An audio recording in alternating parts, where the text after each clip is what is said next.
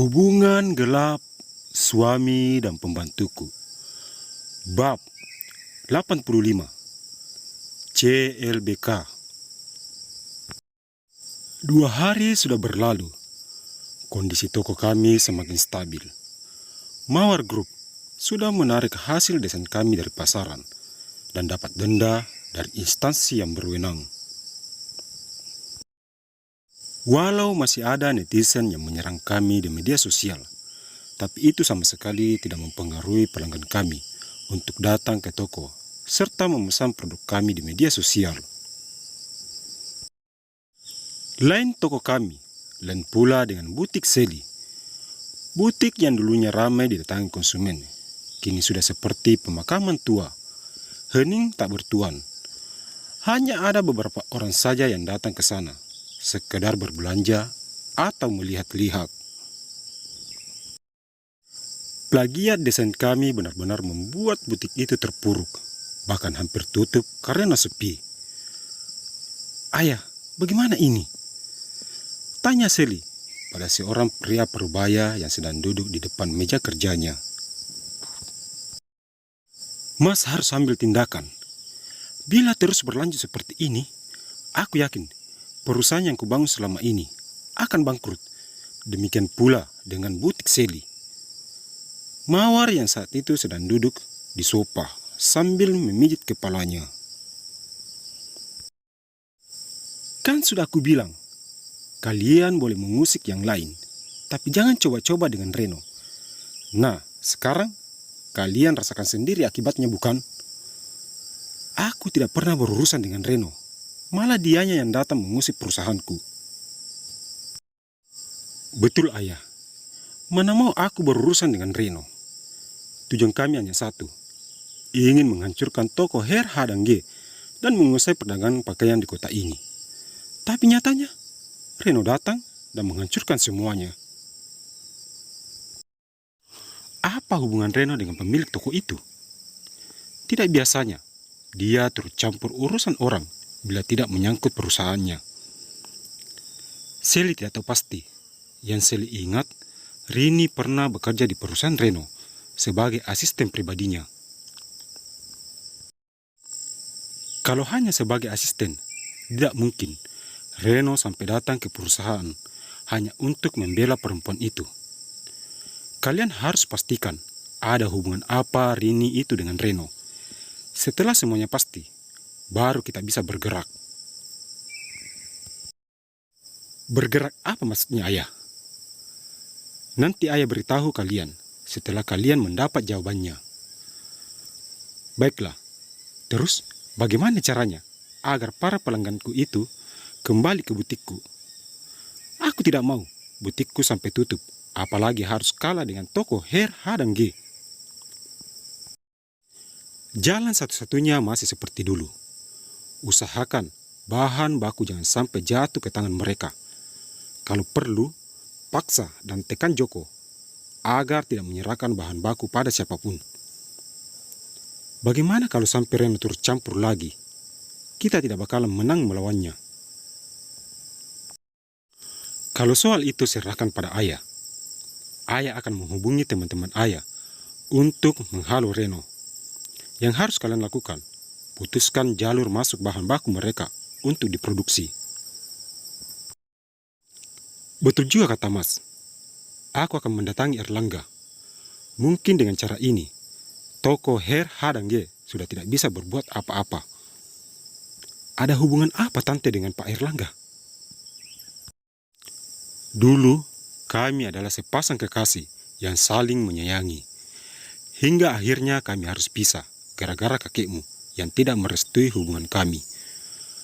Kakek menyuruh Tante untuk melanjutkan kuliah di luar negeri. Dan mulai saat itu, kami tidak pernah lagi bertemu. Jangankan bertemu, kontak-kontakan saja kami tidak bisa hingga sampai saat ini." "Lantaran, kenapa Tante tidak menemui Pak Erlangga setelah kakek meninggal?" "Itu sudah tidak bisa Tante lakukan karena almarhum pamanmu masih hidup dan dia tahu hubungan masa lalu Tante dengan Erlangga. Takutnya ada kecemburuan di situ." Kasian juga. Terus dari mana Tante bisa tahu kalau Pak Erlangga adalah pemilik perusahaan Tekstil Group?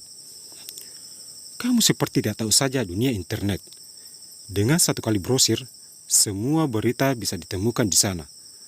Apalagi Erlangga itu pengusaha ternama, jadi tidak sulit bagi Tante untuk menemukan profil serta data dirinya. Berarti Tante ingin CLBK lagi dengan Pak Erlangga? Selain itu, Tante juga ingin menghancurkan Rini yang sudah membuat Tante malu di depan publik. Kalau itu, Sally dukung sepenuhnya rencana Tante. Selagi Sally masih hidup, Sally tidak akan membiarkan Rini hidup tenang. Setelah perbincangan yang cukup panjang, akhirnya Mawar dan Sally mohon diri. Sally pulang ke butik dengan dijemput asistennya, sedangkan Mawar menuju ke suatu tempat. Mobil Mawar melaju dengan kecepatan sedang, meninggalkan pusat kota. Tujuannya kali ini ke kantor pusat Tekstil Group. Dia sangat yakin kalau Erlangga ada di sana. Sebelum tiba di perusahaan itu, Mawar berhenti sebentar di sebuah toko di pinggir jalan. Senyum perempuan parubaya itu mengembang keluar dari dalam toko sambil menggendong satu buket bunga. Semoga Erlangga suka dengan bunga ini, ucapnya, lalu kembali masuk ke dalam mobil. Sepanjang perjalanan, Mawar terus saja tersenyum. Nampak kebahagiaan terpancar jelas di wajahnya. Orang yang bertahun-tahun ini dia rindukan, akhirnya bisa dia temui sekarang. Tidak berselang lama kemudian, Mawar membelokkan kendaraannya, masuk ke halaman sebuah perusahaan mega. Perusahaan yang baru saja berdiri di kota itu. Mawar menghentikan kendaraannya di depan pintu utama. Melihat ada mobil berhenti, seorang sapam berlari kecil menghampirinya. "Selamat siang, Nyonya," ucap sapam itu sambil memberi hormat. "Siang, apa Erlangganya ada?" "Beliau ada di ruangannya." "Kalau begitu, parkirkan kendaraanku. Awas, jangan sampai ada yang lecet. Dan ini kuncinya." Mawar menyerahkan kunci mobilnya pada Pak Sapam. Sebelum masuk ke dalam, Mawar tidak lupa mengambil bunga yang tadi dibelinya. Mawar terus melangkah hingga berhenti di depan meja resepsionis. "Apa ada bisa kami bantu?" tanya seorang karyawati yang sedang bertugas di sana. "Hantar aku ke ruangan Pak Erlangga." "Apa Nyonya sudah ada janji dengan beliau?" "Jangan banyak tanya, sebelum posisimu di sini digantikan orang lain." Gertak Mawar pada karyawati tersebut hingga membuatnya ketakutan. "Baik Nyonya, kalau begitu mari. Nopi, aku pergi dulu mengantar Nyonya ini ke ruangan Pak Erlangga," ucap karyawati itu pada temannya. Setelah mendapat anggukan, karyawati itu pun mempersilahkan Mawar untuk ikut dengannya. Lift membawa mereka ke lantai puncak. Setelah pintu lift terbuka, kembali karyawati tadi mempersilahkan Mawar menuju ke sebuah ruangan yang paling luas di antara ruangan-ruangan yang ada di sana. "Ini ruangan Erlangga. Beliau ada di dalam. Kalau begitu, saya permisi dulu." Karyawati itu sedikit memberi hormat, lalu meninggalkan Mawar. Kenapa perasaanku deg-degan seperti ini? Apa aku masih belum move on dari Erlangga? Ya Tuhan, ini kan namanya cinta. Dengan mengumpulkan keberanian, Mawar mengetuk pintu hingga beberapa kali. "Masuklah, pintunya tidak dikunci."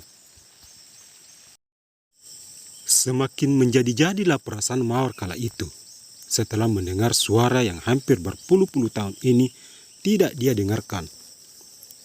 Sedikit demi sedikit, Mawar memutar kenop pintu. dan mendorongnya. Seorang pria berjas sedang duduk di depan meja kerja dengan tatapan fokus ke arah laptop. "Selamat siang, Mas Erlangga,"